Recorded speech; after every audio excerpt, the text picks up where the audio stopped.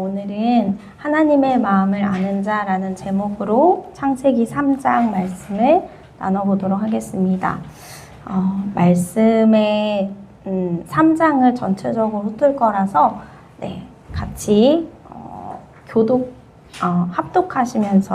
합독하시겠습니다. 너희가 그것을 먹는 날에는 너희 눈이 밝아져 하나님과 같이 되어 선악을 알 줄 하나님이 아심이니라. 여자가 그 나무를 본즉 먹음직도 하고 보암직도 하고 지혜롭게 할 만큼 탐스럽기도 한 나무인지라. 여자가 그 열매를 따먹고 자기와 함께 있는 남편에게도 주매 그도 먹은지라. 그들이 그날 바람이 불 때 동산에 거니시는 여호와 하나님의 소리를 듣고 아담과 그의 아내가 여호와 하나님의 낯을 피하여 동산 나무 사이에 숨은지라. 여호와 하나님이 아담을 부르시며 그에게 이르시되 내가 어디에 있느냐. 여호와 하나님이 뱀에게 이르시되 내가 이렇게 하였으니 내가 모든 가축과 들의 모든 짐승보다 더욱 저주를 받아 배로 다니고 살아있는 동안 흙을 먹을지니라. 내가 너로 여자와 원수가 되게 하고 내 후손도 여자의 후손과 원수가 되게 하리니 여자의 후손은 내 머리를 상하게 할 것이요 너는 그의 발꿈치를 상하게 할 것이니라 하시고, 또 여자에게 이르시되 내가 내게 임신하는 고통을 크게 더하리니 내가 수고하고 자식을 낳을 것이며 너는 남편을 원하고 남편은 너를 다스릴 것이니라 하시고, 아담에게 이르시되 내가 내 아내의 말을 듣고 내가 내게 먹지 말라 한 나무의 열매를 먹었은즉 땅은 너로 말미암아 저주를 받고 너는 내 평생에 수고하여야 그 소산을 먹으리라. 땅이 내게 가시덤불과 엉겅퀴를 낼 것이라. 내가 먹을 것은 밭의 채소인즉 내가 흙으로 돌아갈 때까지 얼굴에 땀을 흘려야 먹을 것을 먹으리니 내가 그것에서 취함을 입었음이라. 너는 흙이니 흙으로 돌아갈 것이니라 하시니라. 아담이 그의 아내의 이름을 하와라 불렀으니 그는 모든 산자의 어머니가 됨이더라. 여호와 하나님이 아담과 그의 아내를 위하여 가죽옷을 지어 입히시니라. 아멘. 하나님의 마음을 아는 자라는 제목으로 말씀을 한번 살펴볼 텐데요. 여러분 혹시 사랑하는 사람에게 배신당한 경험이 있으십니까? 있으세요? 저기 있으신 분 계신 것 같아요. 표정을 보니. 네. 의심할 여지도 없었던 가족에게 또 사랑하는 사람이 갑자기 배신하거나 떠난다면 여러분 어떤 아픔이 있을지 한번 생각해 보신 적 있나요? 전 창세기 3장 말씀을 읽고 묵상하면서 인간이 하나님 앞에서 선악과를 따먹고 인류의 원죄가 들어오는 이 말씀을 보면서 인간이 죄를 지었을 때 당시 하나님의 마음은 어떠하셨을까라는 질문을 던져보게 되었습니다. 여기 보면 이제 천지창조 아담과 하와를 만드신 그런 말씀이 좀 이렇게 담겨 있는데요. 하나님이 천지를 만드시고 인간이 살아갈 수 있는 가장 좋은 환경, 에덴 동산 이런 것들을 만드셨겠죠. 만들면서 하나님은 어떤 기분이셨을까요? 마치 예비 신랑 신부처럼 신혼집을 꾸미는 그런 기분이 아니었을까라는 생각을 했어요. 신랑이 신부를 위해 필요한 것을 아낌없이 준비하고 서로 사랑을 나누며 살아갈 그런 것을 하나님도 기대하지 않으셨을까 싶었습니다. 하나님께서 인간에게 아주 완벽하고 흠없는 그런 곳을 만들어주셔서 아담과 하와는 완벽한 에덴 동산에서 하나님과 교제하며 살아가고 있었습니다. 그런데 어느 날 간교한 들짐승에게 하나님처럼 된다는 그 말이 나왔어요. 그래서 아담, 하와는 그 말에 유혹되어서요. 신랑과 한 그 약속을 깨버리는 사건이 발생했습니다. 내가 그토록 사랑하고 아끼며 함께하려 했던 신부가요, 약속을 어겼다는 사실을 알았을 때 하나님의 마음은 과연 어떠했을까요? 어땠을까요? 그럴 줄 알았어. 이랬을까요? 모든 것을 알고 계셨던 하나님은 인간이 죄를 지을 것까지 예상하시고 아파하지 않으셨을까요? 한번 생각해 보셨으면 좋겠어요.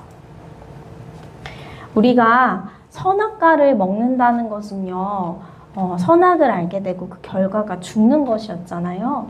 그런데 선악과를 먹고 죽는다는 것은 생명의 끊어짐도 의미하지만요, 더 중요한 건 뭐였냐면 하나님과 인간 사이의 관계가 단절된다는 그 의미가 더 컸습니다. 반드시 죽으리라 해서는 생명이 끊어지지만 제일 먼저 하나님과의 관계가 끊어지는, 그 생명이 죽는다는 의미를 가지고 있었습니다. 사람은 한 번의 배신도 굉장히 고통스러워요. 한 번의 배신도 다시는 경험하고 싶지 않습니다. 그런데 하나님은요, 하나님이 만드신 그 에덴 동산에서부터 지금까지 인간들에게, 사람들에게 이 아픔과 배신을 받고 계시더라고요. 하나님은 그때부터 지금까지 얼마나 아프셨고 또 지금도 얼마나 아프실까요? 저는 사랑하는 가족에게 배신을 당한 경험이 있어요. 저희 친언니한테 굉장히 크게 배신을 한번 당했는데, 제가 대학교 1학년 때 언니를 따라서 성경 공부를 하러 갔던 곳이 신천지였어요. 언니가 그거를 속이고 제가 공부를 했으면 좋겠다라는 생각에 저랑 같이 성경 공부를 배우러 가자 해서 몇 개월 동안 전북대학교 강의실, 방통대 강의실을 돌아다니면서 성경 공부를 배웠어요. 그런데 그렇게 잠이 쏟아지고 저는 결국 신천지 그 성전 안으로 들어가지 못했어요. 왜냐하면 시험 봐서 계속 낙방했거든요. 그게 주님의 은혜였어요. 계속 졸리고 왜 내가 이 시험을 봐야 하지? 그런 게 너무 싫었어요. 그런데 그게 신천지라고 알려지고 나서 제가 언니를 여기서 빼와야겠다. 언니 우리 이분과 말씀 배우지 말자라고 얘기를 하고, 그 가르치는 전도사님한테 다시는 우리 자매한테 얼씬거리지 말라고 그러고 이제 막 선포를 하고 나왔는데요. 그 뒤로 이제 저는 안 배웠죠. 그런데 저희 언니는 저를 속이고 계속 공부를 하고 있었던 거예요. 그래서 결국은 마지막까지 공부를 하고 저희 언니는 가출을 했습니다. 인천으로. 그래서 저는 참 언니가 이해가 안 갔는데 이 사건을 겪으면서 저희 가족이 굉장히 큰 상처를 경험했어요. 이 한 번의 잘못된 그 결정으로 저희 가족이 다시 원위치로 돌아온 데는 15년이 넘는 시간이 걸렸어요. 정말로 많이 아프고 관계가 깨어지고 신뢰가 깨어지고 그런 일들이 있었습니다. 그래서 저는 이런 일들을 다시는 경험하고 싶지 않아요. 그 한 번의 배신도 이렇게 고통스럽고 흔적이 많이 남는데, 여러분, 하나님은 태초부터 지금까지 얼마나 아프셨을까? 말씀을 묵상하면서 헤아릴 수 없지만 하나님의 아픔이 얼마나 크셨을까라는 그런 생각을 놓칠 수가 없었습니다. 하나님이 만든 뱀은요, 선악과를 먹게 되면 너희 눈이 밝아져서 하나님과 같이 돼서 선악을 알게 될 것이다 라고 해서 여자를 먼저 유혹했습니다. 하나님은 자신이 줄 수 있는 모든 것을 아담에게 내어주셨습니다. 하와에게 내어주셨어요. 그런데 아담과 하와는 결국 하나님이 허락하지 않은 한 가지마저 욕심을 부리면서 선악과를 따먹었습니다. 이것은 하나님을 향한 도전이었고 그 자리를 욕심내는 인간의 교만이었습니다. 내가 가지고 있지 않는 한 가지를 갖고자 하는 인간의 욕망은요, 지금 여기 있는 우리가 모두 가지고 있습니다. 아담과 하와에게만 있는 것이 아니라요, 우리 마음속 깊은 곳에요, 내가 가지고 있지 않는 한 가지를 나는 갖고 싶어 라는 생각, 마음, 욕구를 가지고 있습니다. 그래서 이미 구원을 받아서 구원을 이루어가며 오늘을 살아가는 우리에게도요, 우리는 이 욕망과 늘 싸우며 살아갑니다. 여러분, 여러분이 가지고 있지 않는 그 한 가지는 무엇입니까? 내가 가지고 있지 않는 한 가지를 갖고자 하는 마음을 가지고 우리는 때로는 나 자신, 그리고 하나님과 씨름하며 이 세상을 살아갑니다. 하나님, 왜 저에게는요, 이 한 가지가 없어요? 왜 저한테는 이걸 안 주신 거예요? 제가 이것만 있으면 좀 더 나았을 텐데. 우리는 하나님이 우리에게 주신 나머지를 보지 못하고 우리에게 없는 한 가지를 요구하고 소망합니다. 그런데요, 하나님께서는요, 우리가 가지고 있지 않는 그 한 가지를 요구하는 마음이 하나님을 원하는 마음보다 크면 그것이 우리에게 독이 되는 줄 아십니다. 그게 우리에게 우상이 되기 때문입니다. 지금 내가 가지고 있지 않는 한 가지를 가지면 정말 우리가 만족하며 살 수 있을까요? 아담과 여자를 한번 볼게요. 아담과 하와는 선악과를 원해서 먹었지만요, 먹고 나서 어떻게 됐나요? 만족했나요? 아니었어요. 두려움을 느꼈고요, 부끄러움을 느꼈고 수치심을 느껴서 숨었습니다. 하나님처럼 될 것이다 라는 그들의 소망이요, 선악을 알게 된 순간 그들에게 유익으로 작용하지 않았습니다. 그들에게 찾아온 것은 만족이 아니라 죽음이었어요. 우리가 소망하는 단 한 가지가 이루어지지 않아서 때로는 힘겨운 시간을 보내기도 합니다. 그런데 다시 이 말을 풀어서 해석해 보면요, 우리가 원하는 한 가지가 하나님 보시기에 우리에게 유익하지 않다면 하나님은 그것을 우리에게 허락하실 수 없다라는 뜻이 됩니다. 인간의 소망을 넘는 우상은요, 만족감을 주고 안정감을 주는 것이 아니라요, 끝없는 부재를 일으킵니다. 그것이 우리 마음속 우상이 가진 특징이에요. 오늘날 우리가 가지고 있지 않는 부와 명예, 인기, 안정감, 관계, 학력, 직업, 외모, 능력, 성취, 성공 등 우리는 이것들을 마음속에 요구하고 살아갑니다. 우리가 이런 것들을 소망하고 이걸 얻는 것은 잘못된 것이 아니지만 이게 우리 마음과 삶의 전부가 된다면 그것이 바로 우상이 되는 것입니다. 우상은 우리에게 영원한 안정감을 줄 수 없습니다. 우리의 완전한 안정감은 하나님께로만 비롯되기 때문입니다. 여러분, 내가 가지고 있지 않는 한 가지를 갖고자 하는 강렬한 마음이 있으십니까? 그것이 하나님을 사랑하는 마음보다 더 크다면, 매일 더 많이 생각하고 내가 시간에 매여 있다면 우리는 지금도 하나님 앞에서 선악과를 따먹는 아담의 모습으로 살아가고 있는 것입니다. 하나님과 같이 되고 싶은 마음, 하나님을 대신하는 무언가로 내 마음을 채우고 싶은 것, 하나님 없이 스스로 살아갈 수 있는 삶을 원하고 있지는 않은지 이 시간 말씀을 들으면서 우리의 마음을 먼저 점검할 수 있기를 바랍니다. 우리가 흔히 죄의 시작은 선악과를 따먹고 나서 죄가 들어왔다라고 생각을 하지만요, 물론 이게 맞습니다. 그런데 창세기 3장 말씀을 읽으면서요, 이런 생각이 들었어요.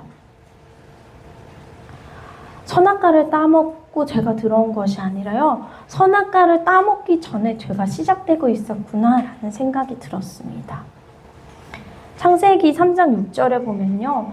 여자가 그 나무를 본즉 먹음직도 하고 보암직도 하고 지혜롭게 할 만큼 탐스럽기도 한 나무인지라. 여자가 그 열매를 따먹고 자기와 함께 있는 남편에게도 주매 그도 먹은지라. 사실 하와가 열매를 따먹고 자기와 함께 있는 남편에게도 준 것 자체가요, 죄인 거예요. 왜 그럴까요? 하와는요, 하나님의 말씀을 잊어버렸기 때문이에요. 하나님을 잊어버린 거예요. 아담과 하와에게 하나님께서 주신 역할을 잊어버린 거예요. 그것은 곧 자신들의 정체성을 잊어버린 것입니다. 우리 지난 시간에 이야기했었죠. 아담의 역할은요, 아바드, 경작하는 것이었습니다. 샤마르, 지키고 양육하는 거였어요. 밭을 경작하고 하나님을 예배하고 땅을 지키고 아내인 여자의 마음을 보호하는 것이 아담의 역할이었어요. 그럼 하와의 역할은 뭐였나요? 에제르, 돕는 배필. 성령 하나님께서 우리를 지금도 도우시는 것처럼 그렇게 도우는 역할이었어요. 남자를 존경하고 성숙한 믿음으로 그의 말에 복종하는 것이 하나님께서 하와에게 주신 역할이었어요. 그런데 하와는 아담을 대신해서요, 머리됨을 택하였어요. 하와가 아담을 대신해서 머리됨을 택해서 선악과를 따서 줬을 때 아담이 안 돼라고 말하지 않았어요. 아담은 에덴 동산과 여자의 마음을 지키고 다스리라는 하나님의 명령, 자신의 역할을 잊었습니다. 그래서 선악과를 따먹는 죄를 범한 거죠. 여러분, 죄는요, 나쁜 짓을 해서, 나쁜 일을 해서 결과적으로 죄가 되는 것이 아니라요, 내가 하나님 앞에서 어떤 사람이고요, 어떻게 살아야 되는지 그것을 잊을 때요, 죄가 시작됩니다. 아담과 하와도 그랬거든요. 그래서 우리는요, 늘 하나님의 말씀을 읽고 묵상하면서 내가 누구인지, 이 세상에서 어떤 삶을 살아가야 하는지 하나님의 자녀로서의 정체성을 기억해야만 죄짓지 않고 하나님의 자녀로 살아갈 수 있습니다. 눈에 보이지 않는 하나님을 따라가라고 하나님께서 우리에게 무엇을 허락해 주셨냐면 하나님의 말씀, 성경을 주신 거예요. 하나님의 정말 세심한 배려예요. 그래서 너희는 이렇게 살라고 하나님 말씀하셨어요. 너희는 세상의 소금이니 소금이 만일 그 맛을 잃으면 무엇으로 짜게 하리요? 우리의 정체성을 잃으면 우리는 맛을 잃는 거예요. 내가 하나님의 자녀라는 것을 잊어버리면 이 세상에서 맛을 잃은 소금이 된다는 거예요. 그러면 아무 쓸데없어 밖에 버려져 사람에게 밟힐 뿐이니라. 하나님의 자녀로서의 정체성을 지키지 못하면 우리는 버려질 수밖에 없다라는 겁니다. 너희는 세상의 빛이라. 산 위에 있는 동네가 숨겨지지 못할 것이요. 빛은요, 아무리 감춰도요, 새어나오게 되어 있어요. 그래서 그리스도를 핍박하는 모든 순간에서도요, 이어졌어요. 이 믿음이요. 왜냐하면 숨길 수가 없었기 때문이에요. 빛은 그렇게 어둠을 밝히는 역할을 합니다. 그런데 빛과 소금처럼 살아가야 할 아담과 하와가요, 죄를 짓자 어떻게 됐어요? 부끄럽고 수치스러워서요, 동산에 숨었어요. 빛인데요, 빛처럼 밝혀야 되는데 빛이 오히려 숨은 거예요. 이들을 지켜보는 하나님의 마음이 어떠셨을까요? 하나님은 부끄럽고 수치스러워서 숨은 아담에게 먼저 찾아오라고 말씀하시지 않고요, 아담에게 찾아갑니다. 그리고요, 아담을 부르십니다. 아담아, 내가 어디 있느냐? 마치 죄인인 우리를 찾아오셔서 부르시는 예수님처럼 하나님은 아담을 찾아갔어요. 두려워서 떨고 있는 아담에게요. 내가 지금 어디에 있느냐라는 이 질문을요, 히브리어 성경 원문과 어원을 따라서 다시 해석해 보면요, 어찌하여 내가 그곳에 있느냐 또는 너희 상태가 지금 어떠하냐라는 의미를 가지고 있다고 합니다. 하나님은 이 물음을 통해서 죄로 인해 하나님과 인간 사이의 영적인 거리가 멀어졌음을 깨닫게 해주셨어요. 내가 어디 있느냐 물으시면서 너 왜 거기 있어? 그리고요, 죄 지은 아담에게 찾아가서요, 먼저 아담이 죄를 고백하고 회개할 수 있는 기회를 주신 질문이에요. 또 네가 지금 마땅히 있어야 할 자리에 있느냐라고 그 의미를 담아서 죄로 인해 자신의 정체성을 잃어버린 아담의 비참한 현재를 보게 하신 질문이에요. 내가 어디 있느냐? 이 질문은요, 아담에게만 하신 질문이 아니라요, 지금 하나님께서 우리에게 동일하게 하시는 질문으로 받아들이기를 바랍니다. 내가 지금 하나님과 얼만큼 멀어져 있고 가까이 있는지 묻는 거예요. 내가 하나님 앞에 지금 회개해야 될 것이 있는지 나 스스로에게 물어보는 거예요. 내가 죄로 인해 하나님께서 나에게 주신 그 정체성을 잃지 않았는지 하나님께서 지금 우리에게도 묻고 계신 것입니다. 아담이 이때 하나님 잘못했어요 라고 회개했으면 어떻게 됐을까요?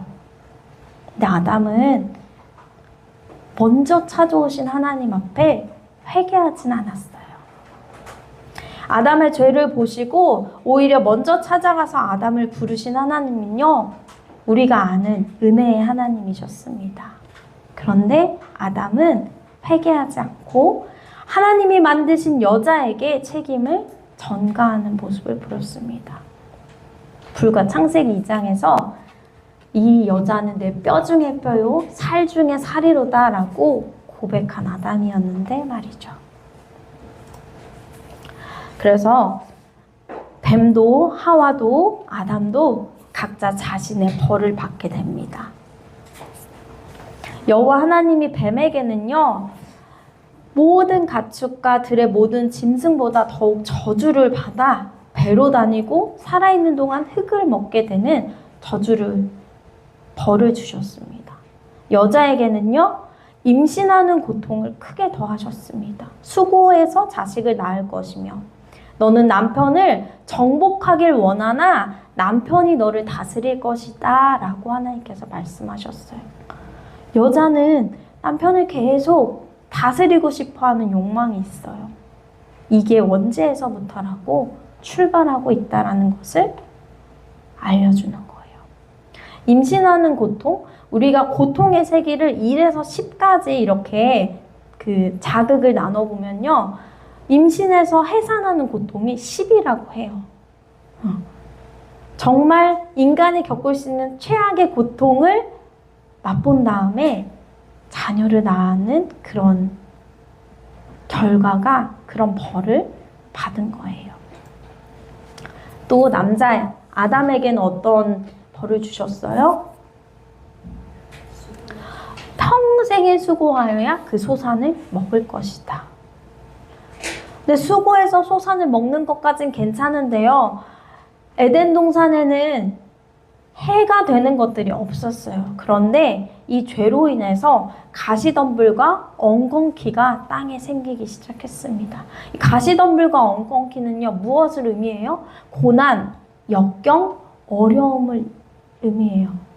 네가 수고해서 소산을 얻는데 쉽진 않을 거야. 고난이 있고 역경이 있고 어려움이 있어. 이게 죄의 대가였어요. 그리고 흙이니 흙으로 돌아갈 것이니라. 인간에게 죽음이 찾아온 거죠. 우리가 하나님께서 선악과를 따먹고 우리가 선악과를 따먹고 받은 벌을 보면서 그래도 이건 좀 하나님 너무하시지 않으세요? 이런 생각을 할 수도 있어요. 그쵸? 조금만 약하게 주시지.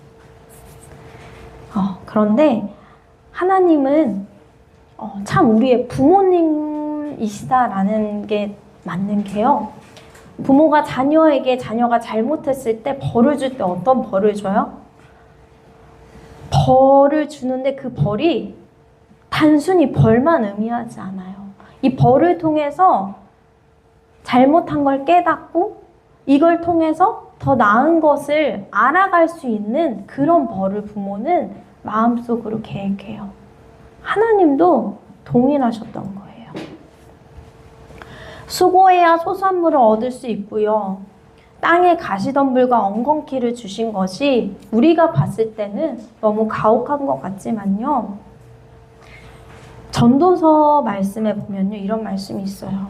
사람이 먹고 마시며 수고하는 것보다 그의 마음을 더 기쁘게 하는 것은 없나니 내가 이것도 본즉 하나님의 손에서 나오는 것이로다.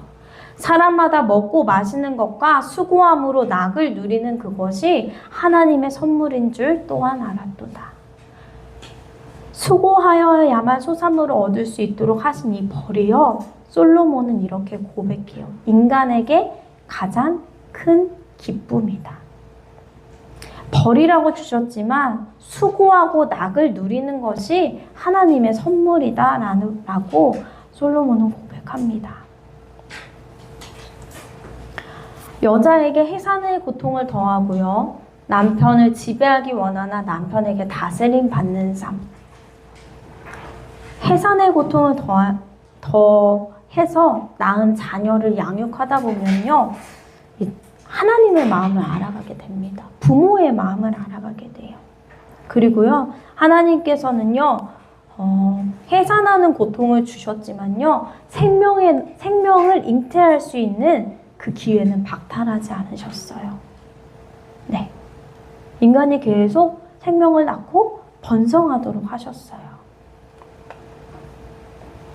아담과 하와에게 주신 벌은요, 징계만 담겨져 있는 것이 아니라요, 이 벌을 통해서 하나님의 마음을 깨달을 수 있게 하려는 아버지의 마음이 담겨져 있습니다. 아담은 하나님의 형상대로 지음을 받았어요. 그래서 이 세상의 모든 동물에게 이름을 붙여줄 만큼 영특했어요. 지혜로웠어요. 아담은 하나님이 자신들에게 벌을 내리신 것을 보면서 알아차렸어요. 이게 벌이지만 단지 징계만 있는 벌이 아니구나. 그래서 아담이 여자에게요, 선악과를 따먹고 하나님 앞에 벌을 받은 다음에요, 이름을 붙여줘요. 뭐라고요? 하와라고요. 근데 하와라는 말의 뜻에는요, 생명이라는 의미를 가지고 있어요. 우리가 성경을 읽다 보면 이름에 뜻이 담겨져 있잖아요. 엘리 제사장의 며느리가 이가봇이라고 이름을 지었다 그랬죠. 그 이름의 뜻이 뭐였어요? 하나님의 하는 영이 떠났다 였잖아요. 그렇게 이름 속에 의미를 담는데 아담은 하나님 앞에 벌을 받고 나서 하와에게 생명이라는 이름을 붙여줍니다. 왜 그랬을까요? 아담이 지혜롭지 못했나요? 아니에요. 하나님이 내리신 이 벌이 단순한 벌이 아니구나. 하나님이 우리를 용서하시고 용납하심을 나타내는 벌이구나. 알아차렸던 거예요.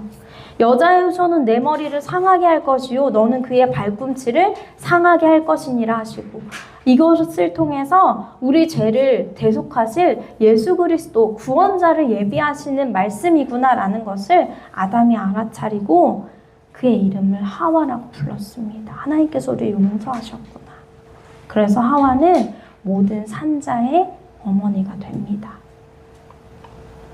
마지막으로 하나님께서는요, 아담과 그의 아내를 위하여서 용서하시고 용납하시고 구원하신다라는 의미로 가죽옷을 지어서 입히십니다. 모든 사람이 죄를 범하였음에 하나님의 영광에 이르지 못하더니 인간이 선악과를 통해서 죄인이 되고요. 하나님의 영광에 이르지 못하는 결과를 자초했습니다. 하지만 하나님께서는요, 그 모든 것을 보시고 경험하시고 아파하시고 고통스러워 하시면서도요, 그리스도 예수 안에 있는 성령으로 말미암아 은혜로 값없이 우리에게 예수님의 의를 입혀주셨어요. 값없이 돈 받지 않고 지불하셨다는 거예요. 너희가 이제부터 계속 죄를 지을 텐데 그래도 내가 너희를 끝까지 용서해 줄 거야. 내가 너희의 죄를 용서하기 위해 나의 아들 예수 그리스도를 보낼게. 이게 창세기 3장에서부터 아니 천지 창조부터 하나님께서 계획하셨던 거예요. 하나님은 아담과 하와에게 허락하지 않았던 한 가지를 사실 이때 주신 거예요. 뭐예요? 바로 자기 자신. 아담과 하와는 하나님처럼 되고 싶었는데 그 허락되지 않은 한 가지를요, 자기 자신을 독생자 예수 그리스도라는 모양으로요, 주신 거예요. 그럼 인간은요, 다 가진 거예요, 사실. 가지지 못한 것이 없습니다. 그래서 우리는 예수님을 통해서 하나님의 영광에 이르게 되었습니다. 하나님은 선악과를 동상 중앙의 일부로 만들어서 인간에게 선악과를 따먹을 수밖에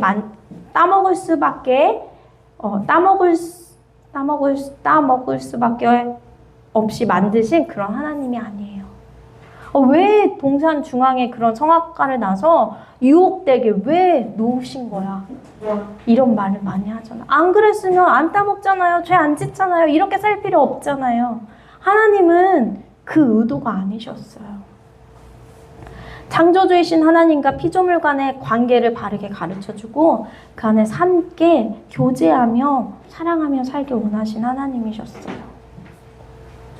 하나님은 우리가 교만해서 선악과를 따먹고 죄를 범하는 그 순간에도요, 내 말을 들으라, 귀를 기울여라, 교만하지 말아라 라고 말씀하셨어요. 에레미야 13장 15절에서는요, 이스라엘 백성, 유다 민족들에게 하나님께서 이렇게 얘기하시는 거예요. 우상을 따라 숭배하고 끊임없이 하나님 앞에 죄를 짓고 교만한 우리들에게 들어라, 귀를 기울여라, 교만하지 말아라. 어둠을 일으키시기 전에, 너희 발이 어두운 산에 거치기 전에 너희 바라는 빛이 사망의 그늘로 변해서 침침한 어둠이 되기 전에 너희들은 나 여호와께 돌아와서 영광을 돌려라.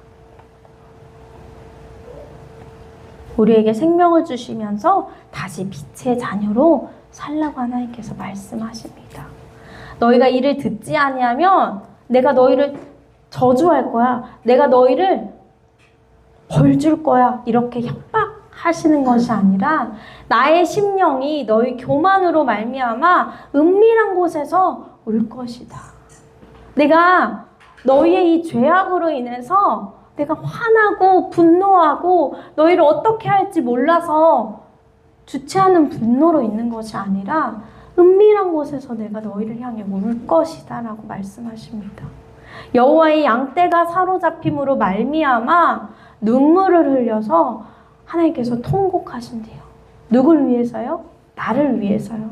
나의 죄를 위해서 하나님께서 이렇게 울며 통곡하고 계신다라고 말씀하십니다. 이것이요, 성경 구약부터 창세기부터 요한계시록 전체를 아우르는 인간과 하나님 사이에서 일어나는 사랑의 서사입니다. 인간이 죄를 처음 지을 때부터 그리고 지금까지 하나님은 끊임없이 우리에게 인내하시며 당신에게 나오라고 말씀하십니다. 여러분, 오늘 말씀을 들으면서 내가 죄 가운데 거하는 순간을 떠올려 보시길 바라요. 그리고 내 마음속 깊이 자리한 내면의 우상이 무엇인지 내 안을 정직하게 바라볼 수 있기를 소망합니다. 나는 예수님만으로 채워지는 마음을 무엇으로 채우려고 하는지 돌아보시길 바래요.